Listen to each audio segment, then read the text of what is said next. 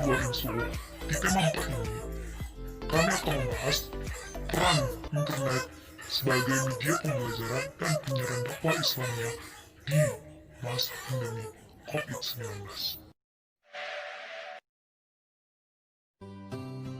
Sebagai upaya untuk menegakkan kegiatan belajar mengajar di tengah masa pandemi COVID-19, Kemendikbud telah mengatur kebijakan melalui Surat Edaran Nomor 4 Tahun 2020 Kementerian Pendidikan. Ada 4 pokok utama strategi yang diusung Kemendikbud, yaitu: pertama adalah pembelajaran secara daring, baik secara interaktif maupun non-interaktif. Hal ini perlu dilakukan meskipun tidak semua anak-anak dapat melakukan itu karena faktor infrastruktur. Kedua adalah tenaga pengajar atau guru harus memberikan pendidikan kepada anak-anak tentang kecakapan hidup, yakni pendidikan yang bersifat kontekstual sesuai kondisi rumah masing-masing, terutama pengertian tentang COVID-19 mengenai karakteristik, cara menghindarinya, dan bagaimana cara agar seseorang tidak terjangkit. Ketiga adalah pembelajaran di rumah harus disesuaikan dengan minat dan kondisi masing-masing anak. Keempat adalah bagi para tenaga pengajar atau guru, tugas-tugas yang diberikan kepada siswa tidak harus dinilai seperti biasanya di sekolah. Akan tetapi, penilaian lebih banyak kualitatif yang sifatnya memberi motivasi kepada anak-anak. Dari keempat strategi KBBM di tengah pandemi tersebut, peran internet sangat dibutuhkan. Yang pertama, dalam pembelajaran secara daring, dengan menggunakan internet, guru dan siswa tetap aman berada di rumah. Dua, untuk memberikan pendidikan, dengan menggunakan internet, tenaga pendidik akan lebih mudah, yang mana dikendalikan secara jarak jauh. Efisiensi waktu bisa dilakukan kapan saja dan di mana saja. 3. Melakukan pembelajaran kepada peserta didik dengan asik dan menarik. Misalnya, dapat mengakses YouTube melalui internet, yaitu sesuai pelajaran apa yang diinginkan. 4. Peran internet kepada para guru dalam memberikan penilaian dan motivasi akan mudah tanpa harus sesuai. Selain berdampak pada pendidikan di masa pandemi COVID-19, juga berdampak menyiarkan dakwah Islamiyah khususnya para dai. Lalu, bagaimana peran internet dalam penyiaran dakwah Islam di masa pandemi COVID-19?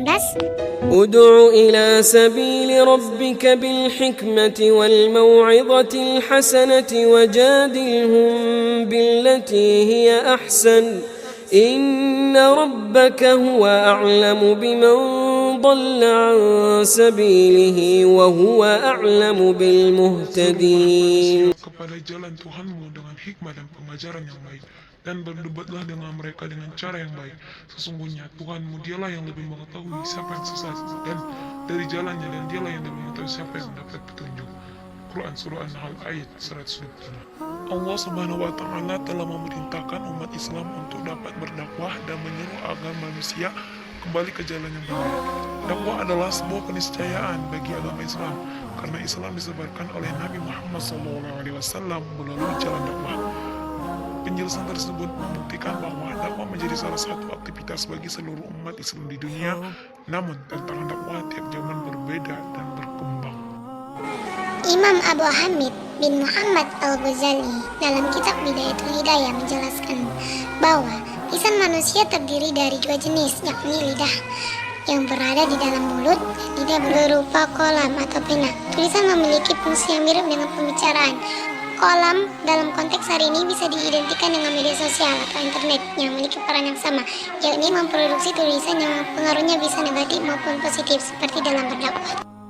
Dengan demikian, sikap bijak strategis dalam penanganan pandemi COVID-19 dalam berdakwah.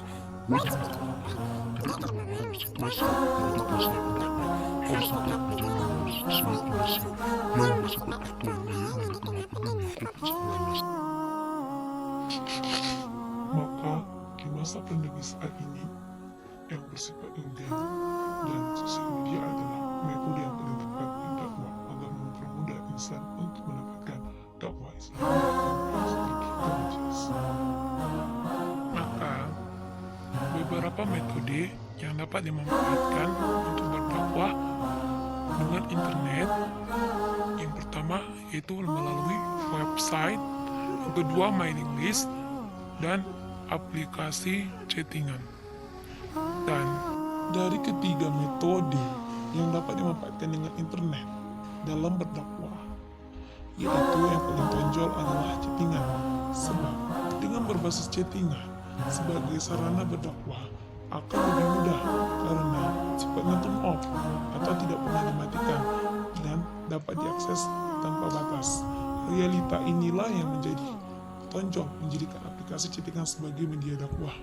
Misalnya, eksekusi dalam aplikasi chattingan, Line, WhatsApp, Facebook, Twitter. Dengan chattingan dari aplikasi tersebut banyak digemari oleh kalangan mahasiswa, di mana untuk saling berkomunikasi antar individu maupun grup tanpa harus bertatap muka langsung. Dengan adanya chattingan, dapat saling berdiskusi mengenai agama. Misalnya, dapat menyetor hafalan melalui WhatsApp, kemudian mengingat dalam mengaji. Hal ini bukti mudahnya dalam memanfaatkan media chattingan sebagai sarana dakwah.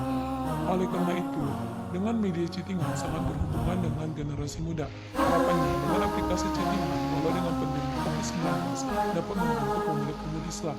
Hal ini mengingatkan kita kepada pidato Insinyur Soekarno, yaitu meminta 10 pemuda yang perfect akan diajak untuk memperkuat dunia membentuk lingkungan Islam. وجود وارحموا كما محمد